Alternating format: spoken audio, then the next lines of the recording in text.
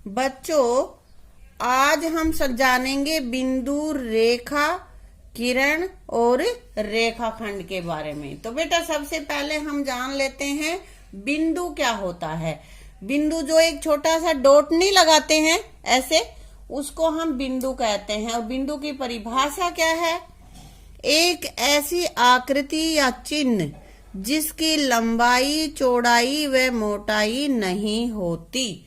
जिसकी लंबाई, चौड़ाई, मोटाई कुछ भी नहीं होती, सिर्फ एक डॉट होता है ऐसे, उसको हम बिंदु कहते हैं। ठीक है बेटा। अब आगे है रेखा। रेखा क्या होता है? अनगिनत बिंदुओं के समूह से बनी लकीर जिसे दोनों तरफ बढ़ाया जा सकता है। मतलब कि जैसे कि हम छोटे छोटे बिंदु बहुत सारे लगा दें आगे तक, तो उनको इसके अंदर और बिंदु और बिंदु और बिंदु और बिंदु, एक लकीर बन जाती है ना, यही रेखा है। और इसको हम दोनों तरफ कितना ही बढ़ा सकते हैं, इसकी कोई भी लिमिट नहीं है, इसकी कोई सीमा नहीं है। ठीक है, इसका कोई अंत बिंदु नहीं होता। जितना जी चाहे उतना हम इसको बढ़ा सकते हैं। इसको इधर भी बढ़ा सकते हैं, इसको इधर भी बढ़ा सकते हैं। और इसीलिए इसका साइन होता है एक, ये हम लकीर खींच देते हैं और इसके दोनों तरफ ये तीर का निशान लगा होता है। तीर के निशान का मतलब यही होता है कि इसको हम किधर भी कितना भी बढ़ा सकते हैं।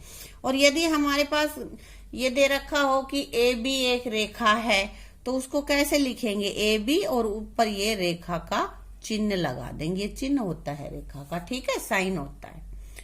आगे बेटा देखते हैं किरण। किरण क्या होता है? एक निश्चित बिंदु से शुरू होने वाली लकीर, निश्चित बिंदु है इसका, जिसे एक तरफ अनंत तक बढ़ाया जा सकता। कितना ही बढ़ा सकते हैं हम एक तरफ, और एक इसका अंत बिंदु होता है। यानी कि एक निश्चित बिंदु होता है, उससे आगे उसको एक तरफ नहीं बढ़ा सकते, दूसरी तरफ बढ़ा सकते हैं। रेखा और किरण में यही अंतर होता है कि रेखा को हम दोनों तरफ बढ़ा सकते हैं, और जबकि किरण को हम एक ही तरफ, इधर नहीं बढ़ा पाएंगे हम। ये इसका अंत बिंदु होगा, इधर से आगे नहीं जाएगी ये, यहाँ पे। ठीक है, और इधर जिधर तीर का निशान लगा हुआ है उधर कितना ही इसको हम बढ़ा सकते हैं। ठीक है बेटा। आगे हम ले लेते हैं रेखाखंड।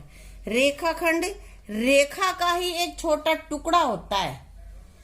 रेखा तो बहुत बड़ी होती है ना, कितनी बड़ी हो सकती है रेखा तो, और उसमें से एक छोटा सा टुकड़ा हम काट लें, उसको हम रेखाखंड कहेंगे, जिसके कि दो अंत बिंदु होते हैं।